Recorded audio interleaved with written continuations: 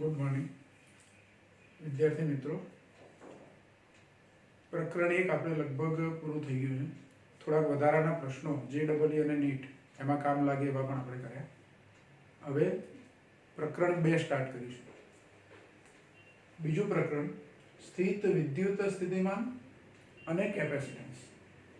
આ પણ એક બહુ જ અગત્યનું ચેપ્ટર છે। પહેલું પ્રકરણ પણ અગત્યનું છે, બીજું પ્રકરણ પણ બહુ જ અગત્યનું। અને બોર્ડની પરીક્ષામાં પહેલું પ્રકરણ જે આપણું 7 ગુણનું હતું બોર્ડની પરીક્ષા માટે, એવી રીતે આ બીજું પ્રકરણ એ 8 ગુણનું પૂછાશે।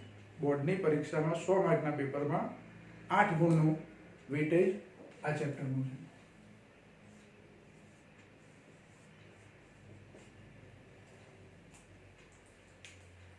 હવે આ ચેપ્ટરમાં આપણે જે માહિતી મેળવવાની છે, સ્થિત વિદ્યુત સ્થિતિમાન। સ્થિતિમાન શબ્દથી થોડાક આપણે પરિચિત છીએ। ગુરુત્વીય સ્થિતિમાન, ગુરુત્વીય સ્થિતિમાન અને ગુરુત્વીય સ્થિતિ ઊર્જા, આ બંને વસ્તુ આપણે 11મા ધોરણમાં ગુરુત્વાકર્ષણના ચેપ્ટરમાં શીખેલા છે।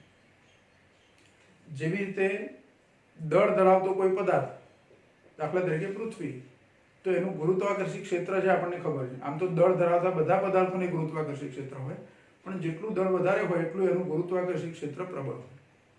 એટલે આપણે એમાં પૃથ્વીનું ઉદાહરણ લેતા હતા। પૃથ્વીનું ગુરુત્વાકર્ષી ક્ષેત્ર એ સદિશ ક્ષેત્ર છે। એવી જ રીતે વિદ્યુત ભારનું વિદ્યુત ક્ષેત્ર એ પણ સદિશ ક્ષેત્ર છે। બીજું, ગુરુત્વાકર્ષી ક્ષેત્રમાં કોઈ એમ દળ ધરાવતો પદાર્થ હોય તો એની પર ગુરુત્વાકર્ષણ બળ લાગે। ધારો કે પૃથ્વીનું ગુરુત્વાકર્ષી ક્ષેત્ર લઈએ તો પૃથ્વીના ગુરુત્વાકર્ષી ક્ષેત્રમાં એમ દળ ધરાવતા પદાર્થ પર પૃથ્વીનું ગુરુત્વાકર્ષણ બળ લાગે। એ બળ એ સદિશ રાશિ છે।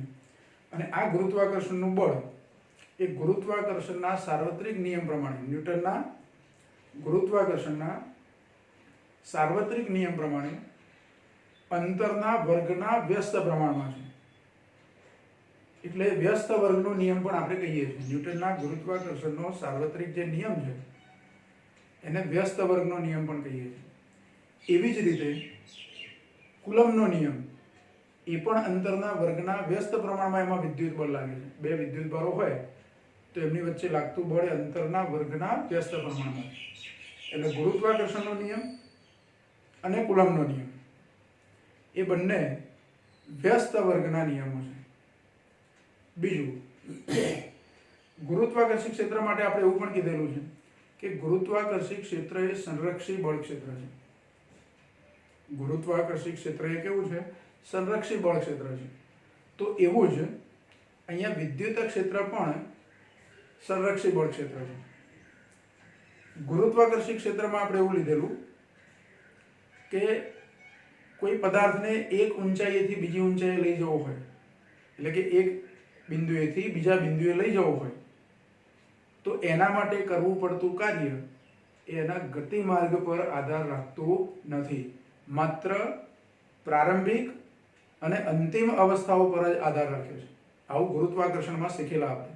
દાખલા તરીકે ગ્રાઉન્ડ ફ્લોર પરથી કોઈ પદાર્થને આપણે થર્ડ ફ્લોર પર લઈ જવો હોય તો ઘણા બધા રસ્તા છે।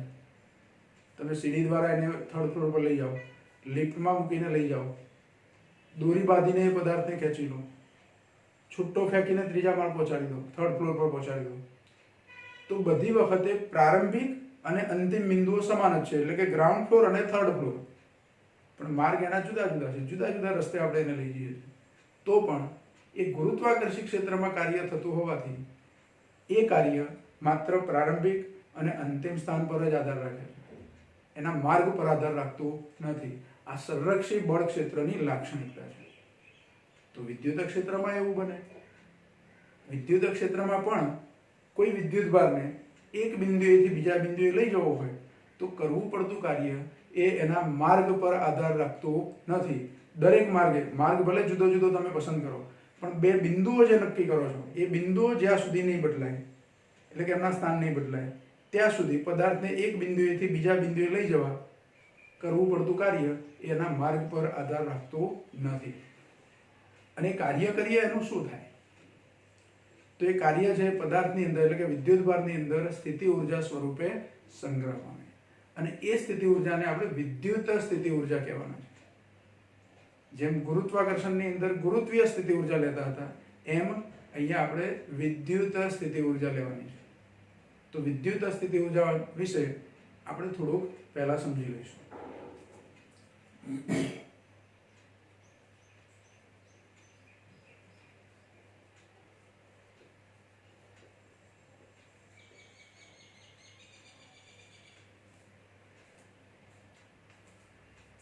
વિદ્યુત સ્થિતિ ઉર્જા એને આપણે યુ વડે દર્શાવીશું, કેપિટલ યુ વડે.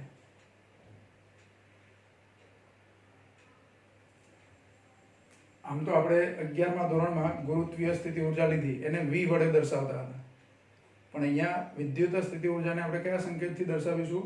યુ વડે. હવે આ વિદ્યુત સ્થિતિ ઉર્જા સમજવા માટે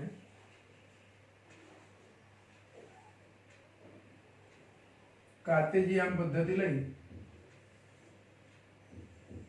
અને કાર્ટેશિયન પદ્ધતિમાં ઉગમ બિંદુ પર એક વિદ્યુત ભાર આપી લઈએ. ધારો કે અહીંયા Q જેટલો એક વિદ્યુત ભાર છે.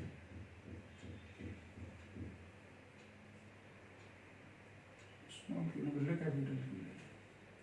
ઉગમ બિંદુ પર Q જેટલો વિદ્યુત ભાર છે. વિદ્યુત ભાર છે એટલે એની આજુબાજુ વિદ્યુત ક્ષેત્ર પણ હોય. વિદ્યુત ભારની આજુબાજુ શું હોય? વિદ્યુત ક્ષેત્ર. તો આ Q વિદ્યુત ભારના વિદ્યુત ક્ષેત્રમાં એક બિંદુ લઉં છું R.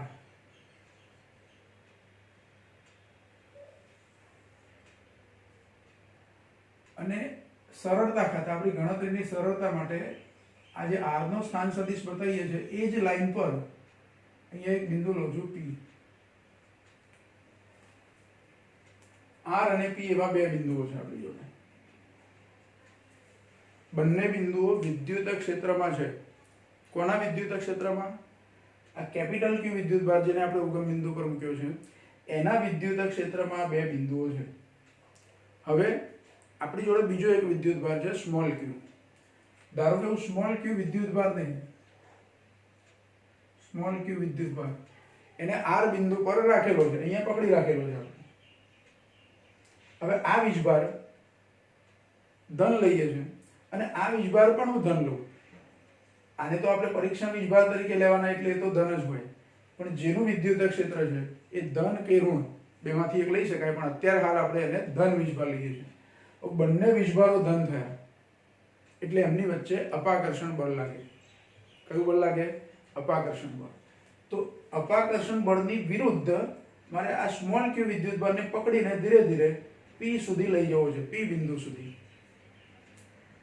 સ્મોલ q વિદ્યુત ભારને કયા બિંદુ સુધી લઈ જવું છે? P બિંદુ સુધી, પણ અપાકર્ષણ બળની વિરુદ્ધ.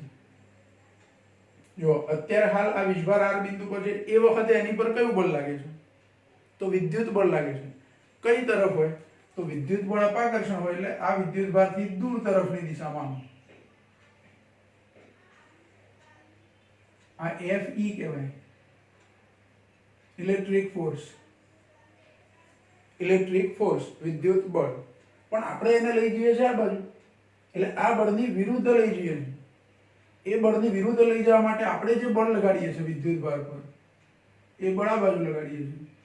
FEXT કહીશું એને, એક્સટર્નલ. FEXT એટલે F એક્સટર્નલ, બાહ્ય બળ. આ જે બળ થયું એ કયું બળ છે? બાહ્ય બળ છે. અને આ કયું બળ છે? વિદ્યુત બળ છે. તો વિદ્યુત બળની વિરુદ્ધ લઈ જવું છે. બીજું, આપણે આ બાહ્ય બળ એટલું લગાડીએ છીએ, જેટલું વિદ્યુત બળ હોય એટલું જ બાહ્ય બળ લગાડી અને આ વિદ્યુત ભારને અચળ વેગથી ગતિ કરાવી છે. કેવા વેગથી ગતિ કરાવી છે? અચળ વેગથી. જો બે બળો સરખા હોય તો આ પદાર્થને હું અચળ વેગથી એટલે કે વિદ્યુત ભારને અચળ વેગથી ગતિ કરાવું તો એનો પ્રવેગ શૂન્ય થાય. પ્રવેગ શું થાય? શૂન્ય થાય. પ્રવેગ શૂન્ય થાય એટલે પરિણામી બળ શૂન્ય થાય. કયું બળ શૂન્ય થાય? પરિણામી બળ. એ પરિણામી બળ શૂન્ય ક્યારે થશે? આની પર બે બળો તો લાગે જ છે, વિદ્યુત બળ અને બાહ્ય બળ લાગે જ છે, છતાંય પરિણામી બળ શૂન્ય. એનો મતલબ કે આ બેનો સરવાળો 0 થઈ જાય છે, વિરુદ્ધ દિશાના સમાન મૂલ્યના બળો. એટલે પરિણામી બળ 0 થયું. પરિણામી બળ 0 હોય તો પ્રવેગ 0 હોય. એટલે આ વિદ્યુત ભારને આપણે પ્રવેગ રહિત ગતિ કરાવીએ છીએ. કેવી ગતિ કરાવીએ છીએ? પ્રવેગ રહિત ગતિ કરાવીએ છીએ. એટલે કે અચળ વેગથી ગતિ કરાવીએ છીએ. અને અચળ વેગથી ગતિ કરાવીને R બિંદુએથી P બિંદુએ લઈ જઈએ છીએ. પણ એ ગતિ કરાવવા માટે આપણે બાહ્ય બળથી કાર્ય કરીએ છીએ. જો અહીંયા સ્થિર જ પકડી રાખ્યો હોત અથવા છોડી દીધો હોત તો દૂર જતો. આપણે તો R થી P તરફ લઈ જવું છે. એટલે બાહ્ય બળ વડે થયેલું કાર્ય ગણાય. અને એ કાર્ય છે વિદ્યુત ભારમાં સ્થિતિ ઊર્જા સ્વરૂપે સંગ્રહ પામશે. તો અહીંયા બાહ્ય બળ વડે થતું કાર્ય વિદ્યુત ભાર પર બાહ્ય બળ વડે થતું કાર્ય. ધારો કે એને W વડે દર્શાવું તો W બરાબર F ડોટ dr આવું સૂત્ર છે આપણી જોડે. આ એક નોર્મલ સૂત્ર છે કાર્યનું. F ડોટ d આપણે 11મા ધોરણમાં લેતા હતા કાર્યની વ્યાખ્યા આપી વખતે. F ડોટ d એટલે અહીંયા આપણે લખીએ છીએ F ડોટ dr. એવું કેમ લખ્યું આપણે? તો અહીંથી R બિંદુએથી નાના નાના સ્થાનાંતરો કરાવી થોડું થોડું સ્થાનાંતર dr જેટલું સ્થાનાંતર કરાવવું, પછી ફરી dr જેટલું, ફરી dr જેટલું, એમ બધા સૂક્ષ્મ સ્થાનાંતરો કરાવીને કાર્ય ગણીએ છીએ. dw કહી દઈએ. અને પછી આવા બધા કાર્યોનો શું કરવાનો? સરવાળો. સરવાળો એટલે શું થાય? સંકલન. તો કુલ કાર્ય લેવું હોય W PR આવું કહીશું એને. R થી P સુધી લઈ જવાનું છે. એટલે યાર સંજ્ઞા એની આપણે WPR લખીશું. તો WPR બરાબર સંકલન F ડોટ dr. જો અહીંયા F પણ કયું બળ લેવાનું છે આપણે? EXT, એક્સટર્નલ બાહ્ય બળ લેવાનું છે. અહીંયા તમે dr ને બદલે dl એવું પણ લખી શકો. dl જેટલું સૂક્ષ્મ સ્થાનાંતર. આપણે અત્યારે હાલ dr લખ્યું છે, આપણે dl લખીએ તો પણ વાંધો નહીં. આવું પણ લખી શકાય.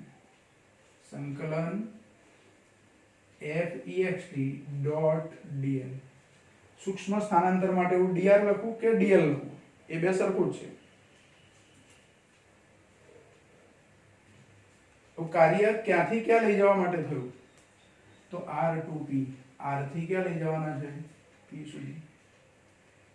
પણ બીજું, આ બે બળો જે લીધા આપણે એ વિરુદ્ધ દિશાના છે. એટલે આવું કહી શકું કે FEXT એ કોના જેટલું છે? તો -FE જેટલું વાપરી આપણે. FEXT ની જગ્યાએ હું શું લખી શકું? -FE. તો આ સૂત્રમાં પણ એવું લખી શકું. તો WPR નું સૂત્ર શું થશે? તો WPR બરાબર સંકલન R થી P. હવે FEXT ને બદલે -FE લખવાના છે. એટલે દિશાની આગળ માઈનસ કરી દો. FE ડોટ dr અથવા dl. આ કાર્યનું સૂત્ર છે. અને આ જે કાર્ય થયું એ આપેલા વિદ્યુત ભારમાં સ્થિતિ ઊર્જા સ્વરૂપે શું થાય? સંગ્રહ પામે. એટલે એને આપણે વિદ્યુત સ્થિતિ ઊર્જા કહીએ છીએ. શું કહીએ છીએ? વિદ્યુત સ્થિતિ ઊર્જા. હવે આ કાર્ય થયું સ્થિતિ ઊર્જા સ્વરૂપે સંગ્રહ પામ્યું. પણ આપણે 11માં પણ શીખેલા છે કે ગુરુત્વીય સ્થિતિ ઊર્જા છે એમાં કોઈ એક બિંદુએ ગુરુત્વીય સ્થિતિ ઊર્જાનું મૂલ્ય કેટલું છે તે મહત્વનું નથી, પણ બે બિંદુઓ વચ્ચે ગુરુત્વીય સ્થિતિ ઊર્જાનો તફાવત કેટલો છે તે મહત્વનું છે. અહીં વિદ્યુત ક્ષેત્રમાં પણ આ જ હકીકત છે. હું P બિંદુએ સ્થિતિ ઊર્જા શોધું, R બિંદુએ સ્થિતિ ઊર્જા શોધું, અલગ અલગ બિંદુઓએ સ્થિતિ ઊર્જા શોધું તો સ્થિતિ ઊર્જાનું એટલું મહત્વ નથી જેટલું સ્થિતિ ઊર્જાના તફાવતનું મહત્વ છે. એટલે અહીંયા એક્ચ્યુઅલી આપણને WPR મળીને એમાં લિમિટ લીધી R થી P. એટલે આ WPR મળ્યું વિદ્યુત ભારને R થી P સુધી લઈ જવા માટે કરવું પડતું કાર્ય. એટલે ખરેખર બે બિંદુઓ વચ્ચેનો સ્થિતિ ઊર્જાનો તફાવત છે. મારે કોઈ એક બિંદુએ સ્થિતિ ઊર્જા શોધવી હોય તો મારે યાદચ્છિક રીતે આપણી મરજી હોય એટલી સ્થિતિ ઊર્જા લઈ શકીએ. આપણે ગુરુત્વાકર્ષી ક્ષેત્રમાં પૃથ્વીની સપાટી પર સ્થિતિ ઊર્જા 0 ધારતા હતા અને એની સાપેક્ષે h ઊંચાઈએ સ્થિતિ ઊર્જાનું સૂત્ર લખતા હતા mgh. પણ સપાટી પર સ્થિતિ ઊર્જા 0 ના ધારું તો તો સપાટી પર 0 ધારીએ અને h ઊંચાઈએ mgh લઈએ, બેનો તફાવત mgh જ થાય. પણ સપાટી પર 0 ના લીધી અને બીજી કોઈ સ્થિતિ ઊર્જા લીધી હોય તો h ઊંચાઈએ જવાબ મને જુદો મળે. પણ બંને વખતે બે બિંદુઓ વચ્ચેનો સ્થિતિ ઊર્જાનો તફાવત તો સરખો જ થાય. સમજો કે પૃથ્વીની સપાટીથી 10 મીટર ઊંચાઈ પર 1 કિલોગ્રામ દળના પદાર્થની સ્થિતિ ઊર્જા લો અને સપાટી પર 0 લો, તો 10 મીટર ઊંચાઈએ સ્થિતિ ઊર્જા મને જે મળે એ તફાવત થઈ ગયો. હવે એ તફાવત જેટલો મળે છે એટલો જ તફાવત સપાટી પર સ્થિતિ ઊર્જાનું ગમે તે મૂલ્ય લો અને 10 મીટર ઊંચાઈએ એના સંદર્ભમાં સ્થિતિ ઊર્જા શોધો, તો એ વખતે જે તફાવત થાય તે અને 0 લઈએ એ વખતે તફાવત થાય તે બંને કેવા હોય? સરખા જ હોય. એટલે કોઈ એક બિંદુ પર સ્થિતિ ઊર્જાનું મૂલ્ય કેટલું છે તે મહત્વનું નથી, પણ એ બે બિંદુઓ વચ્ચે સ્થિતિ ઊર્જાનો તફાવત શું છે, તફાવત કેટલો છે તે મહત્વનું છે. તો એક આ સ્થિતિ ઊર્જાની સમજૂતી થઈ, વિદ્યુત સ્થિતિ ઊર્જાની, જેનું સૂત્ર WPR બરાબર માઇનસ સંકલન R થી P F ડોટ dr. અહીંયા FE એવું લખ્યું છે આપણે. FE એટલે વિદ્યુત સ્થિતિ ઊર્જા, વિદ્યુત બળ છે. અને પછી વિદ્યુત ક્ષેત્ર એ સંરક્ષિત છે, એટલે સંરક્ષિત ક્ષેત્રની અંદર પદાર્થને એક બિંદુએથી બીજા બિંદુએ લઈ જઈએ તો કરવું પડતું કાર્ય માર્ગ પર આધાર રાખતું નથી. એનો મતલબ કે આ વિદ્યુતભારને હું સીધી લાઈન પર અહીંયા P બિંદુ સુધી લાવું, R થી P સુધી, અથવા તો બીજા કોઈ માર્ગે લઈ જાઉં, ગમે તે માર્ગે હું લઈ જઈ શકું. ભલે માર્ગ લાંબો હોય, આપણને એવું થાય કે આ માર્ગની લંબાઈ તો વધારે છે તો એ વધારે કાર્ય કરવું પડતું હશે, તો એવું હોતું નથી. સંરક્ષિત બળ ક્ષેત્રમાં એવું નથી હોતું. જો ક્ષેત્ર સંરક્ષિત ના હોય તો કરવું પડતું કાર્ય એ માર્ગ પર આધારિત હોય, પણ અહીંયા વિદ્યુત ક્ષેત્ર એ સંરક્ષિત છે, એટલે હું આ માર્ગે વિદ્યુતભારને R થી P પર લઈ જાઉં, આ માર્ગે લઈ જાઉં કે બીજા કોઈ માર્ગે લઈ જાઉં, દરેક વખતે કરવું પડતું કાર્ય કેવું હશે? સરખું જ હશે. આ થયું સંરક્ષિત બળ ક્ષેત્ર. બીજું, કોઈ એક બિંદુએ સ્થિતિ ઊર્જા કેટલી છે તે મહત્વનું નથી, પણ બે બિંદુઓ વચ્ચે સ્થિતિ ઊર્જાનો તફાવત કેટલો છે તે મહત્વનું છે. એટલે આ એક બહુ જ અગત્યનો પ્રશ્ન વિદ્યુત સ્થિતિ ઊર્જા સમજવા માટેનો.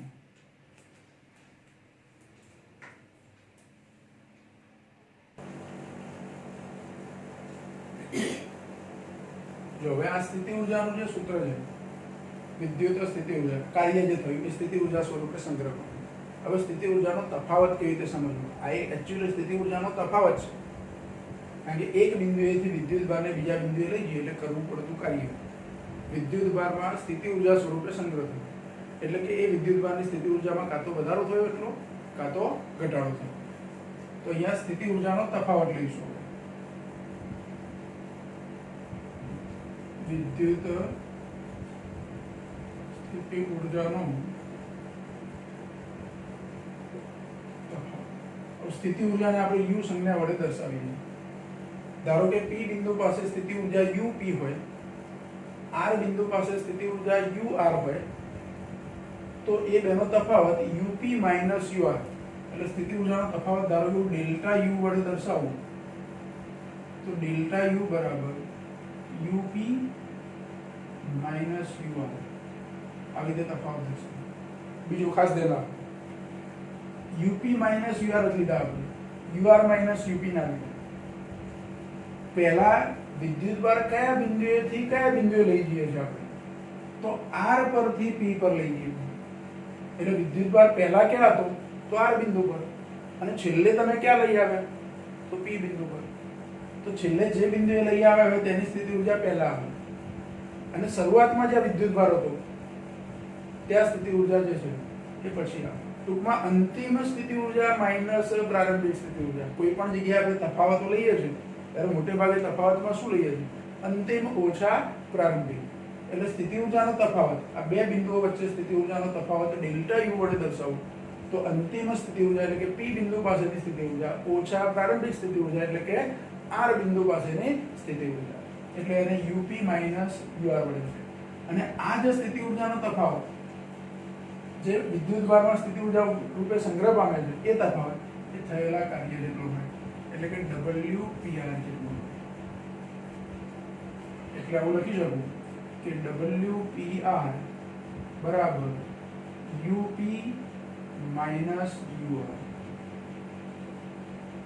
અહીંયા બીજી રીતે મારે કેવું હોય તો આર બિંદુએ જે સ્થિતિ ઊર્જા હતી એની સાપેક્ષે પી બિંદુએ સ્થિતિ ઊર્જા, આને આવું કહી શકીએ કરવું પડતું કાર્ય WPR એ કેટલું છે? તો આર બિંદુ પાસે સ્થિતિ ઊર્જાની સાપેક્ષે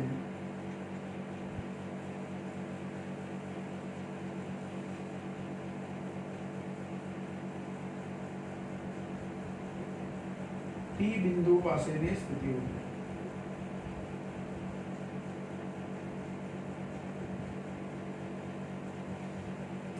આવું કહી શકાય.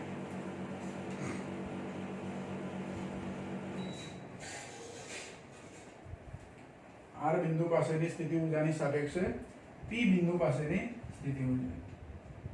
હવે જુઓ, એકલા P બિંદુની સ્થિતિ ઊર્જા મારે શોધવી હોય P બિંદુએ સ્થિતિ ઊર્જા કેટલી છે એવું મારે શોધવું છે. તો આ આર બિંદુ જે આ Q વિદ્યુતભારના વિદ્યુત ક્ષેત્રમાં હતું, ધારો કે અહીં સુધી વિદ્યુત ક્ષેત્રની અસર છે અમુક અંતર સુધી, આ વિદ્યુતભારનું વિદ્યુત ક્ષેત્ર આટલે સુધી છે, આમ તો ઘણું દૂર હોય બિંદુ, તો અહીં સુધી એ વિદ્યુત ક્ષેત્રની અસર હોય તો એનું બહારનું બિંદુ અહીંયા મારે કોઈ બિંદુ લઈ લેવાનું, ધારો કે આટલે એક બિંદુ લઈ લઉં. આર બિંદુ મારે ક્યાં લઈ લેવાનું? અહીંથી અનંત અંતરે લઈ જવાનું. એટલે હવે આ જે વિદ્યુતભાર છે એ વિદ્યુતભારથી આર બિંદુ અનંત અંતરે છે અને અનંત અંતરે સ્થિતિ ઊર્જા શૂન્ય ગણાય. કોઈ પણ પદાર્થની સ્થિતિ ઊર્જા તમે ક્યારે ગણી શકો? તો એ કોઈ ક્ષેત્રમાં હોય તો. ક્ષેત્રમાં હોય તો એને કઈ સ્થિતિ ઊર્જાનું મૂલ્ય હોય. જો કોઈ ક્ષેત્રની બહાર પદાર્થ હોય તો એની સ્થિતિ ઊર્જા શૂન્ય ગણાય. ગતિ ઊર્જા હોઈ શકે પણ સ્થિતિ ઊર્જા એની શૂન્ય ગણાય. અને જો ક્ષેત્રની બહાર શૂન્ય, જો એ સ્થિર હોય પદાર્થ ક્ષેત્રની બહાર અને પાછો સ્થિર, તો એની કુલ ઊર્જા પણ શું થાય? શૂન્ય થાય. અને જો ક્ષેત્રની બહાર એ ગતિ કરતો હોય તો એને માત્ર ગતિ ઊર્જા હોય. કોઈ ક્ષેત્રની એની પર અસર નથી પણ ગતિ કરતો હોય તો માત્ર ગતિ ઊર્જા હોય. હમણાં આપણે ગતિ ઊર્જાની ચર્ચા કરવાની નથી. અનંત અંતરે આર બિંદુ લઈ લીધું આપણે, તો અનંત અંતરે સ્થિતિ ઊર્જા શું ગણાય? શૂન્ય. એટલે અનંત અંતર માટે અનંત અંતરે UR બરાબર 0, અને UR બરાબર 0 થાય તો હવે WPR શું થશે? તો WPR બરાબર UP. એટલે P બિંદુની સ્થિતિ ઊર્જા મળી ગઈ. અને સ્થિતિ ઊર્જા કેટલી? જેટલું કાર્ય કર્યું એટલી. પણ આર બિંદુ ક્યાં લીધું છે આપણે? અનંત અંતરે. એટલે આને આવું પણ લખી શકું, UP ઇન્ફિનિટી બરાબર UP. હવે જો આને બીજી રીતે મારે સમજવું હોય તો એવું કહી શકું કે અનંત અંતરે રહેલા Q જેટલા વિદ્યુતભારને વિદ્યુત ક્ષેત્રમાં રહેલા P બિંદુ સુધી લાવવા માટે કરવું પડતું કાર્ય. કયા બળ વડે કાર્ય કર્યું આપણે? બાહ્ય બળ વડે થતું કાર્ય. તો એ જે કાર્ય થયું એને P બિંદુ પાસેની વિદ્યુત સ્થિતિ ઊર્જા કહેવાય. ફરી સમજો, અનંત અંતરે રહેલા Q જેટલા વિદ્યુતભારને વિદ્યુત ક્ષેત્રમાં રહેલા P બિંદુ સુધી લાવવા માટે કરવું પડતું કાર્ય, અથવા P બિંદુ સુધી લાવવા માટે બાહ્ય બળ વડે કરવું પડતું કાર્ય, એટલે P બિંદુ પાસેની વિદ્યુત સ્થિતિ ઊર્જા. આ સ્થિતિ ઊર્જાને આપણે આવી રીતે વ્યાખ્યાયિત કરી શકીએ. અને બીજું કે બાહ્ય બળ વડે કરવું પડતું કાર્ય એવું ના કહેવું હોય મારે, તો વિદ્યુત ક્ષેત્ર વડે થતા કાર્યનું ઋણ મૂલ્ય, કારણ કે વિરુદ્ધ દિશાનું છે પેલું બળ, વિદ્યુત બળ, એટલે વિદ્યુત બળની વિરુદ્ધ લાવવા માટે કરવું પડતું કાર્ય. તો એવું કાર્ય એટલે તે બિંદુ પાસેની વિદ્યુત સ્થિતિ ઊર્જા. આ જે સૂત્ર લખ્યું છે આપણે WPR બરાબર -R2P FE.dr, આ સૂત્ર અહીંયા જે સ્થિતિ ઊર્જા UP મળે છે એની પરથી ગણી શકાય. કેવી રીતે ગણી શકાય? તો R ને બદલે મારે શું લખી દેવાનું? ઇન્ફિનિટી. અહીંયા WPR બરાબર UP છે અથવા WP ઇન્ફિનિટી બરાબર UP છે, એટલે અહીંયા એનું જ સૂત્ર, આ સૂત્ર લખી શકું પણ એક ફેરફાર અહીંયા કરી દેવાનો, R ને બદલે ઇન્ફિનિટી. તો UP બરાબર માઈનસ સંકલન ઇન્ફિનિટી થી P FE.dr. પણ FE એટલે શું? તો FE એટલે QE. આ વિદ્યુત બળનું સૂત્ર કયું? Fe બરાબર Q ઇન્ટુ E આવું સૂત્ર છે અને E બરાબર શું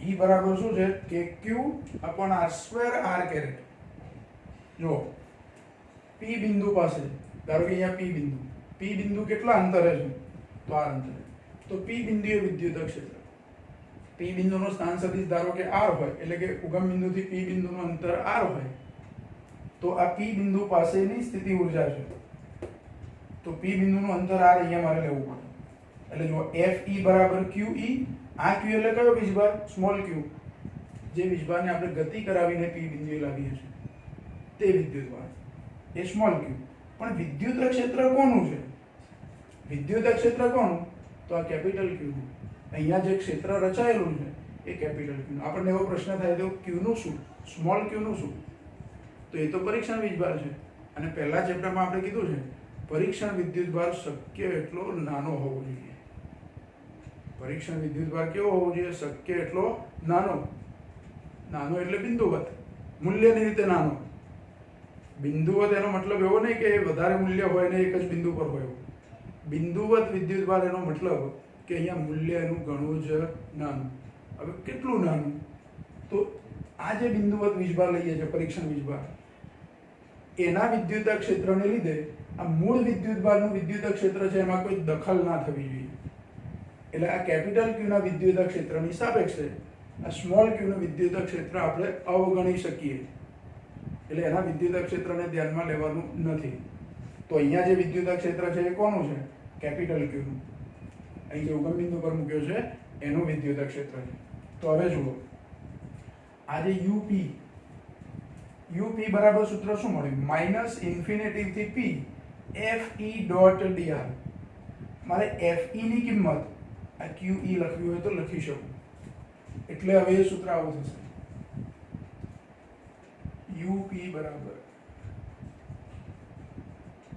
માઇનસ સંકલન ઇન્ફિનિટી થી P QE dot dr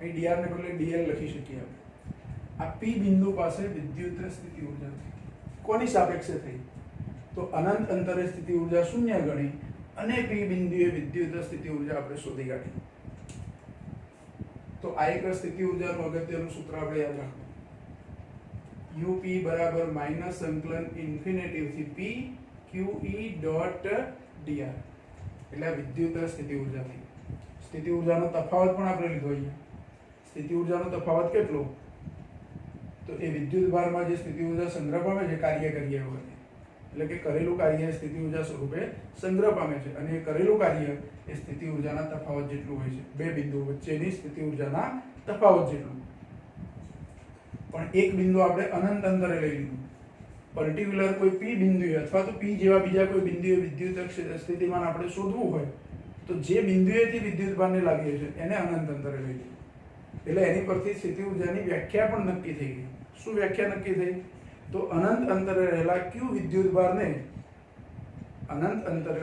Q વિદ્યુતભારને વિદ્યુત ક્ષેત્રમાં આપેલા બિંદુ સુધી વિદ્યુત ક્ષેત્રની વિરુદ્ધ લાવવા માટે કરવા પડતા કાર્યને તે બિંદુ પાસેની વિદ્યુત સ્થિતિ ઊર્જા કહેવાય આ સ્થિતિ ઊર્જાની વ્યાખ્યા હવે વિદ્યુત સ્થિતિ ઊર્જા પછી બીજો એક અગત્યનો શબ્દ છે વિદ્યુત સ્થિતિમાન અથવા સ્થિત વિદ્યુત સ્થિતિમાન જો આ ચેપ્ટરનું ટાઇટલ આપણું એવું છે સ્થિત વિદ્યુત સ્થિતિમાન તો સ્થિત વિદ્યુત સ્થિતિમાન કેવી રીતે વ્યાખ્યાયિત થાય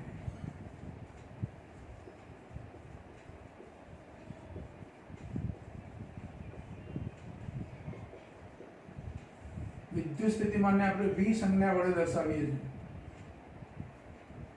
ઇલેક્ટ્રિક પોટેન્શિયલ એવું કહેવાય આ સ્થિતિ ઊર્જા છે એને ઇલેક્ટ્રિક પોટેન્શિયલ એનર્જી કહેવાય ઇલેક્ટ્રિક પોટેન્શિયલ એનર્જી અને સ્થિતિમાન છે એને ઇલેક્ટ્રિક પોટેન્શિયલ કહેવાય ઇલેક્ટ્રિક પોટેન્શિયલ તો આ જે સૂત્ર છે સ્થિતિ ઊર્જાનું એમાં આ સ્મોલ ક્યુ વિદ્યુતભાર છે એને હું આ સ્થિતિ ઊર્જાના છેદમાં લઈ આવું, એટલે આવું લખી શકું, યુપી અપોન ક્યુ બરાબર માઇનસ સંકલન ઇન્ફિનેટિવ થી પી ઈ ડોટ ડીઆર. અને અહીંયા ઈ એટલે કે capital Q upon R square R caret છે, એવું પણ લખી દઉં અહીંયા, જો કે જરૂર નથી હમણાં, પણ આપણે લખી દઈએ.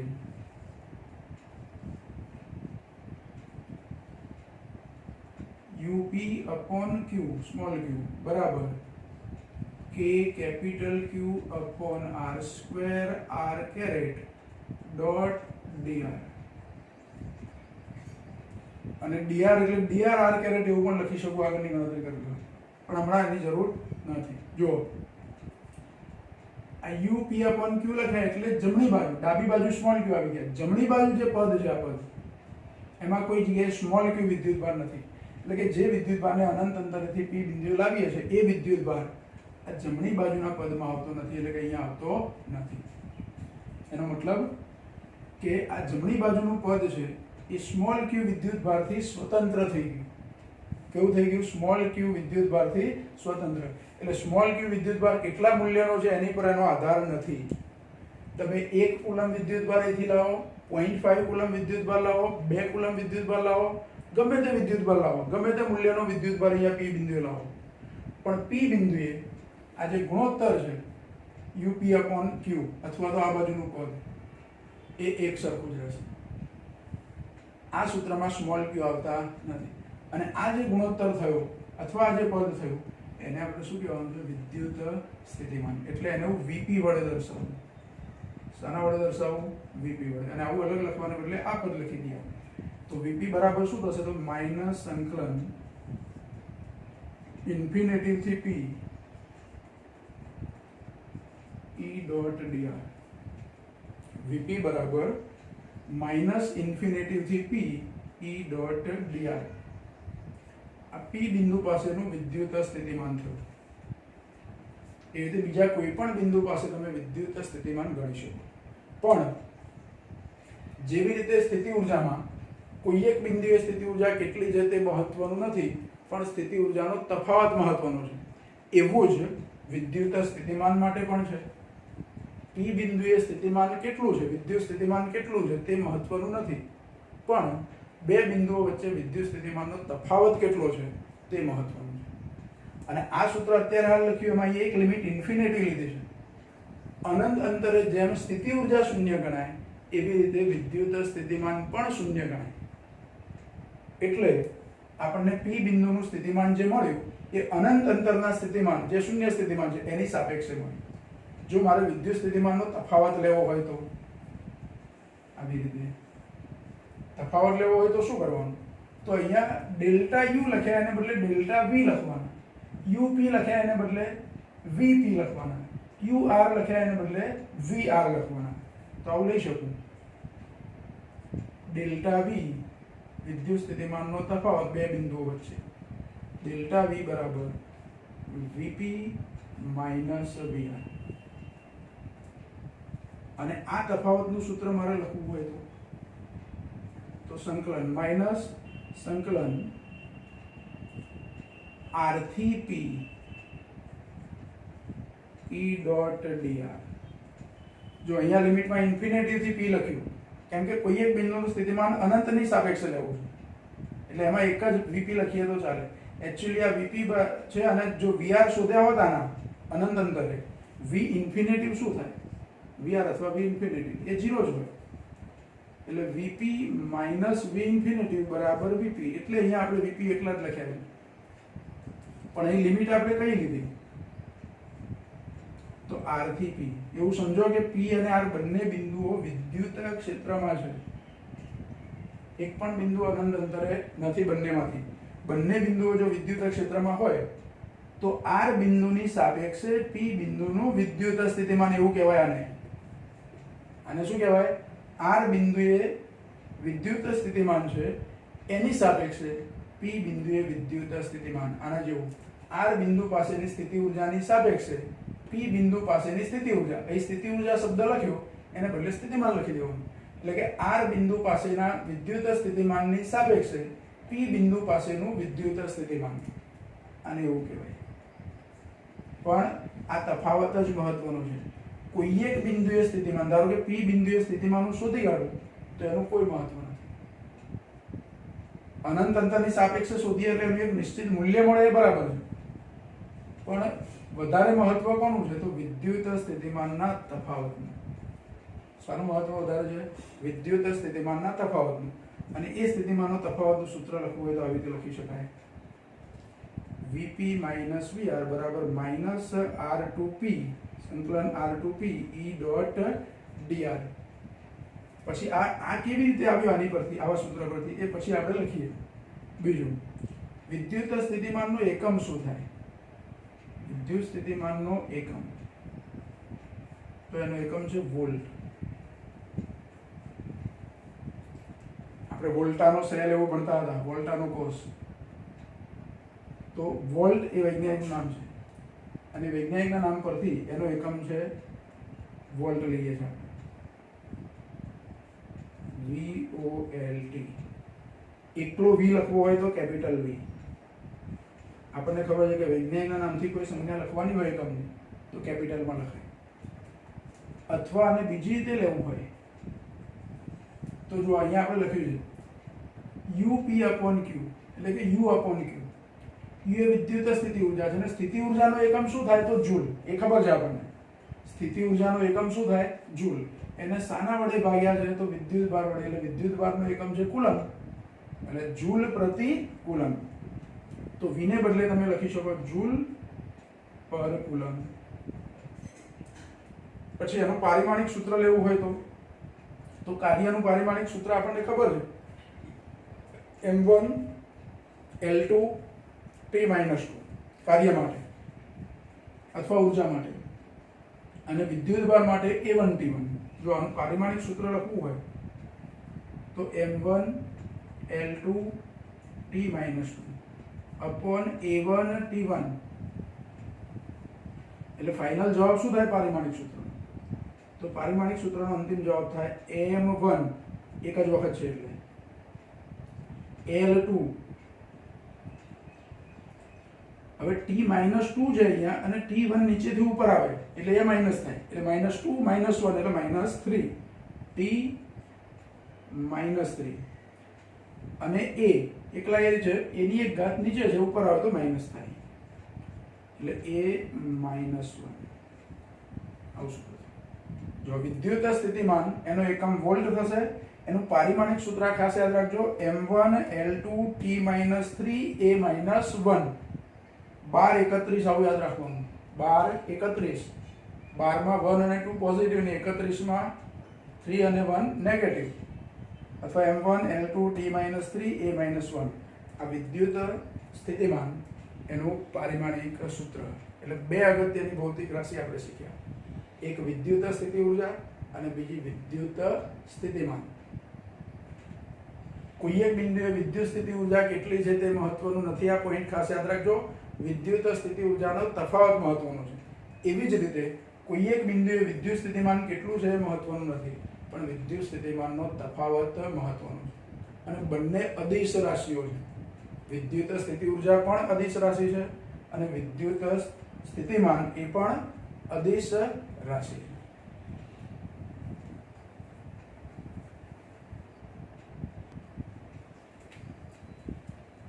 જો પછી વિદ્યુત સ્થિતિમાનનો તફાવત એમાં હમણાં કીધું આપણે કે ડેલ્ટા V બરાબર Vp માઇનસ Vr. આ Vp માઇનસ Vr આ જવાબ કેવી રીતે મળે સ્થિતિમાનના તફાવત માટે? આની પરથી. તો વિદ્યુત સ્થિતિમાનનો તફાવત સમજીએ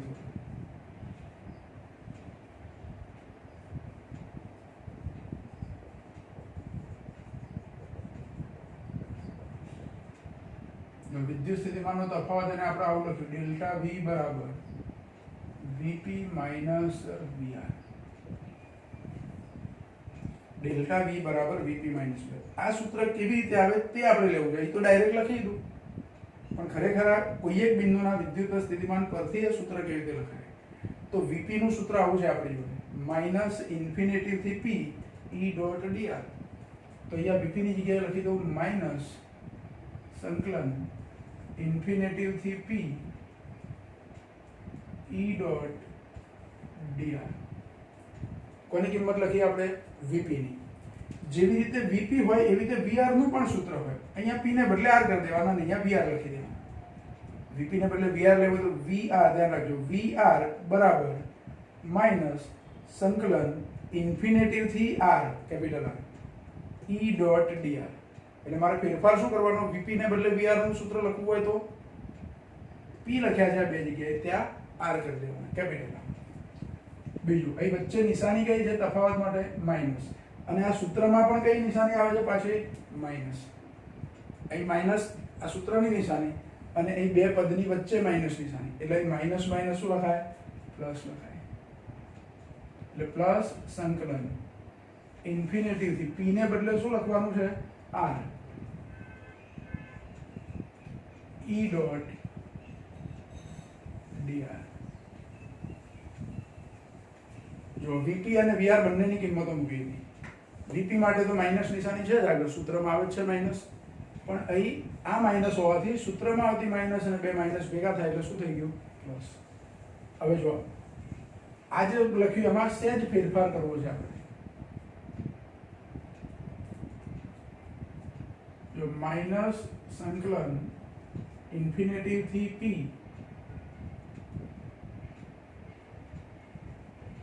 e ડોટ dr. અહીં આ લિમિટ છે મારે ચેન્જ કરી દેવી. લિમિટ ચેન્જ કરવી હોય તો આ ઇન્ફિનિટી ઉપર લેવાના અને r નીચે લઈ આવવાના. એટલે અહીંયા આગળ નિશાની બદલી જાય. લિમિટ તમે અપર અને લોઅર લિમિટ, ઉપરની અને નીચેની લિમિટ ઉલટ સુલટ કરો તો સંકલનમાં નિશાની બદલાઈ જાય. એટલે અહીંયા માઈનસ થઈ જાય, એટલે પ્લસ છે એની જગ્યાએ શું કરી દેવાનું? માઈનસ સંકલન r થી ઇન્ફિનિટિવ e ડોટ dr. જો હવે શું થયું?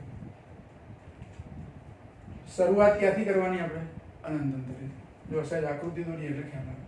ધારો કે આ કેપિટલ Q વીજભાર જે ઉગમ બિંદુ પર આપણે મૂકેલું અને એનું વિદ્યુત ક્ષેત્ર અમુક વિસ્તારમાં છે.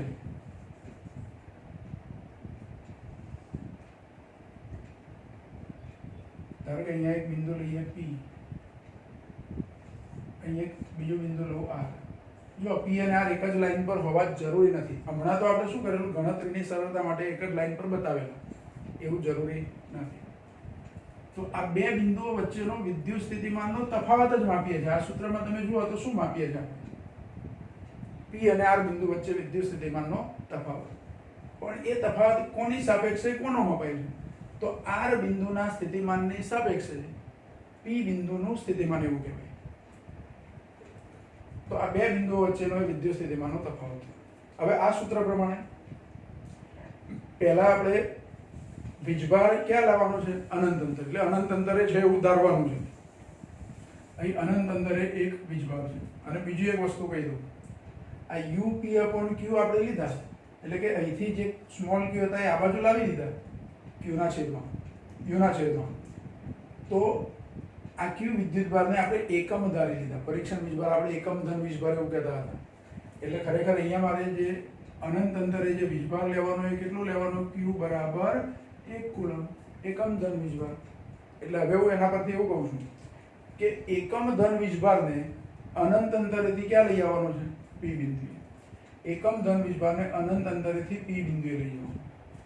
P બિંદુએ લઈ ગયા. P થી પછી અહીંયા R પર આવે અને પાછો અનંત અંતરે લઈ જવાનો. તો ખરેખર અહીંયા આ એક લિમિટ અને આ એક લિમિટ બંનેમાં કોમન છે. P ઇન્ફિનિટી થી P અને R થી ઇન્ફિનિટી. હજુ આને સહેજ સમજવા માટે મારે જુદી રીતે લખવું હોય તો આવું લખી શકું. પહેલા અહીંયા લિમિટ બદલી ગયું, કેમ કે આપણે વિદ્યુતભાર પહેલે અનંત અંતરે કેવી રીતે લઈ ગયા એવો પ્રશ્ન થાય. વિદ્યુતભારને અનંત અંતરે આપણે કેવી રીતે લઈ ગયા? ક્યાંથી લઈ ગયા? તો પહેલા તો વિદ્યુત ક્ષેત્રમાંથી જ લઈ ગયા છું. તો આપણે ગણતરી એવી કરીએ કે પહેલા P બિંદુએથી શરૂઆત કરીએ. તો P બિંદુ અહીંયા લઈ ગયું તો આ નિશાની પર લઈ જશે. એટલે સંકલન P થી ઇન્ફિનિટી E ડોટ dr. હવે અહીંયા લિમિટ બદલી કાઢી એટલે હવે શું થયું? જો અહીંયા P થી ઇન્ફિનિટી એટલે પી બિંદુએથી એકમ ધન વીજભારને અનંત અંતરે લઈ ગયા.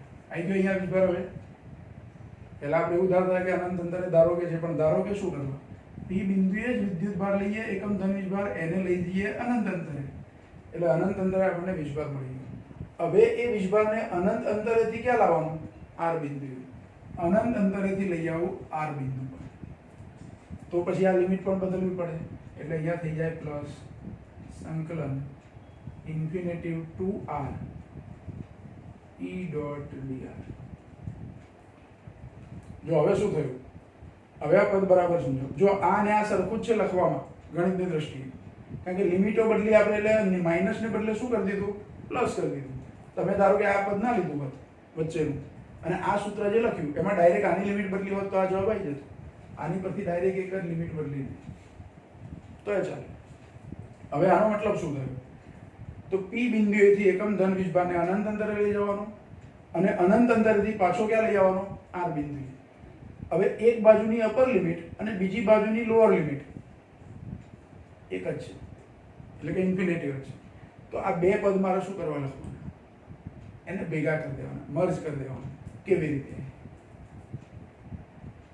તો સંકલન, જો નીચેની લિમિટ અહીંયા કઈ છે?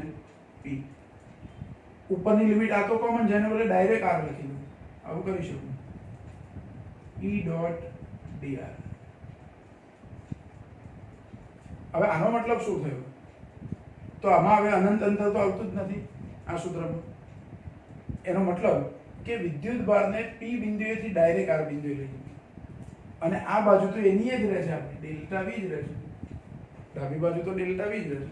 એટલે કે બે બિંદુઓ વચ્ચેનો વિદ્યુત સ્થિતિમાનનો તફાવત વ્યાખ્યા પ્રમાણે ભલે અનંત અંતરેથી પી બિંદુએ પછી પી થી બીજા બિંદુએ લઈ જવાનું હોય, પણ આ સૂત્ર પ્રમાણે પી બિંદુએથી અનંત અંતરે અને અનંત અંતરેથી આ બિંદુએ એવું ભલે લઈ જવાનું હોય, પણ અનંત અંતર શોધવા ક્યાં બેસવું આપણે? આપણને પ્રશ્ન એવો થાય કે આ જે ક્યુ વિદ્યુતભાર લઈએ છીએ એનું વિદ્યુત ક્ષેત્ર કેટલે સુધી હશે? વિદ્યુત ક્ષેત્ર એ ગુરુઅંતરી છે, જેમ ગુરુત્વાકર્ષી ક્ષેત્ર. ગુરુત્વાકર્ષી ક્ષેત્રનો આપણે વિચાર કરીએ તો પૃથ્વીનું ગુરુત્વાકર્ષી ક્ષેત્ર છેક સુધી છે, બહુ દૂર સુધી છે. સૂર્યનું ગુરુત્વાકર્ષી ક્ષેત્ર પૃથ્વી સુધી અસર કરે છે. અને પૃથ્વી શું? પૃથ્વી તો સૂર્યની નજીકનો ગ્રહ છે. પાછળના ગ્રહો યુરેનસ, નેપચ્યુન, પ્લુટો એ બધા જે ગ્રહો છે એની પર પણ સૂર્યના ગુરુત્વાકર્ષણની અસર છે. એટલે વિચારો કે ગુરુત્વાકર્ષી ક્ષેત્ર અથવા ગુરુત્વ બળ એ ગુરુઅંતરી છે. વિદ્યુત બળ તો એનાથી એ પ્રબળ છે, એટલે એ પણ ગુરુઅંતરી છે. તો પછી આનું અનંત અંતર શોધવા આપણે ક્યાં જોયું? આકૃતિમાં ભલે આટલું બતાવી દીધું આપણે, વાસ્તવમાં એ અંતર ઘણું વધારે હોય. એટલે વધારે અંતરોએ ના જોવું પડે એટલા માટે આપણે આ સૂત્ર આવું બનાવી દીધું. આની પરથી જ બન્યું. તો આ જે સૂત્ર બન્યું એનો મતલબ હવે શું થયું? તો પી બિંદુએથી વિદ્યુત ભારને આર બિંદુએ લઈ જવાનું. પહેલા શું વિચારતો હતો? આ પદમાં આપણે શું વિચાર્યું? પી થી અનંત, અનંતથી આર. એને બદલે આપણને એવું થાય કે ડાયરેક્ટ ના લઈ જઈએ. કેમ ડાયરેક્ટ લઈ ગયા આપણે? તો આ વિદ્યુત ક્ષેત્ર એ સંરક્ષિત છે, અને સંરક્ષિત બળ ક્ષેત્રની અંદર કોઈ વિદ્યુત ભારને એક બિંદુએથી બીજા બિંદુએ લઈ જઈએ તો કરવું પડતું કાર્ય એના માર્ગ પર આધાર રાખતું નથી. આ લાંબો માર્ગ થયો, અનંત અંતરે જવાનું ને અનંતથી પાછું આર અંતરે આવવાનું. તો એટલો બધો લાંબો માર્ગ આપણે શું કામ લેવો પડે? એને બદલે શું કરવાનું? ડાયરેક્ટ પી થી આર સુધી આવી જવાનું. એટલે પી અને આર વચ્ચેનો સ્થિતિમાનનો તફાવત મળી જાય. તો પી થી આર સુધી સીધા આવવા માટે કરવું પડેલું કાર્ય અને પી થી અનંત અંતરે જઈને આર સુધી આવવા માટે કરવું પડેલું કાર્ય બંને સરખા જ હોય. તો આપણે આવી અનંત અંતરની જફામાં પડતા નથી. વ્યાખ્યા આપવા માટે બરાબર વાત છે સૈદ્ધાંતિક રીતે, પણ હકીકતે તફાવત જો આપણે શોધવો હોય તો આવી રીતે શોધી શકીએ અનંત અંતરે ગયા સિવાય. હવે આપણે અહીં જે લખ્યું છે ઉપર વીપી માઇનસ વીઆર લખ્યું, તો આ તો અંતિમ બિંદુ થયું પી બિંદુ, અને આર એ પ્રારંભિક થયું. આપણે અત્યારે હાલ પી ને પ્રારંભિક ગણીએ છીએ, તો મારે એટલું જ કરવાનું કે આ લિમિટ બદલી કાઢવાની. પાછી ફરીથી લિમિટ બદલી કાઢું, પી ને ઉપર લઈ જાઉં, આર ને નીચે લઈ જાઉં, તો પાછી આગળ નિશાની કઈ આવી જાય? માઇનસ સંકલન આર થી પી ઈ ડોટ ડીઆર ડેલ્ટા વી બરાબર. આ બહુ અગત્યનું છે. બે બિંદુઓ વચ્ચેના વિદ્યુત સ્થિતિમાનનું સૂત્ર. એક અહીંયા આ સૂત્ર લખ્યું તે કોઈ એક બિંદુનું સ્થિતિમાન અનંતની સાપેક્ષે, અને બીજું આ સૂત્ર વિદ્યુત સ્થિતિમાન, આ વિદ્યુત સ્થિતિમાન અને આ વિદ્યુત સ્થિતિમાનનો તફાવત, બે અગત્યના સૂત્ર. હવે જુઓ શું કરવાનું. આ સૂત્ર પ્રમાણે P થી R સુધી નહીં, વિદ્યુત ભારને ક્યાં લઈ જવાનો? R થી P સુધી. પૂરું થઈ ગયું. R થી P સુધી લઈ જઈએ તો આ સૂત્ર પ્રમાણે તમને વિદ્યુત સ્થિતિમાનનો તફાવત P અને R વચ્ચેનો મળી જાય. એટલે બહુ અગત્યનો પ્રશ્ન. હવે વિદ્યુત સ્થિતિમાનની વ્યાખ્યા આપી હોય તો આ સૂત્ર પરથી વ્યાખ્યા શું આપી શકું? જેમ વિદ્યુત સ્થિતિમાનની વ્યાખ્યા આપીએ છીએ, વિદ્યુત સ્થિતિ ઊર્જાની વ્યાખ્યા આપીએ છીએ, એમ વિદ્યુત સ્થિતિમાનની પણ વ્યાખ્યા આપી છે. તો પહેલા તો વિદ્યુત સ્થિતિ ઊર્જાની વ્યાખ્યા ફરી એક વાર યાદ કરો. અનંત અંતરે રહેલા ક્યુ વિદ્યુત ભારને, અનંત અંતરે રહેલા ક્યુ વિદ્યુત ભારને વિદ્યુત ક્ષેત્રમાં આપેલા બિંદુ સુધી લાવતા વિદ્યુત ક્ષેત્રની વિરુદ્ધ કરવું પડતું કાર્ય અથવા કરવું પડેલું કાર્ય, તે કાર્ય એ તે બિંદુ પાસેની વિદ્યુત સ્થિતિ ઊર્જા કહેવાય. આવી સ્થિતિ ઊર્જાની વ્યાખ્યા. હવે એ વ્યાખ્યામાં જે અનંત અંતરે રહેલો ક્યુ વિદ્યુત ભાર જે કહીએ છીએ, એ ક્યુને બદલે એકમ વિદ્યુત ભાર લઈ લેવાનું. બસ આટલો જ ફરક. આપણે ગુરુત્વીય સ્થિતિમાં અને ગુરુત્વીય સ્થિતિ ઊર્જામાં પણ આવો ફેરફાર હતો. તો અહીંયા એક જ ફેરફાર લેવાનો, ક્યુ વિદ્યુત ભારને બદલે એકમ ધન વીજભાર લેવાનો. એટલે હવે ફરી જુઓ વ્યાખ્યા શું થશે આ સૂત્ર પ્રમાણે. તો અનંત અંતરે રહેલા એકમ ધન વીજભારને, અનંત અંતરે રહેલા એકમ ધન વીજભારને વિદ્યુત ક્ષેત્રમાં આપેલા બિંદુ સુધી લાવતા વિદ્યુત ક્ષેત્રની વિરુદ્ધ કરવા પડતા કાર્યને તે બિંદુ પાસેનું વિદ્યુત સ્થિતિમાન કહેવાય. એટલે વિદ્યુત સ્થિતિમાન કોઈ એક બિંદુ પાસે વિદ્યુત સ્થિતિમાનની વ્યાખ્યા છે. પણ ફરી એક વાર કહું છું કે હમણાં આપણે કીધેલું કે કોઈ બિંદુ પાસે સ્થિતિમાન કેટલું છે તે મહત્વનું નથી, બે બિંદુઓ વચ્ચે સ્થિતિમાનનો તફાવત કેટલો છે તે મહત્વનું છે. એટલે બે ટોપિક આપણા પૂરા થયા છે. એક વિદ્યુત સ્થિતિ ઊર્જા અને બીજો વિદ્યુત સ્થિતિમાન.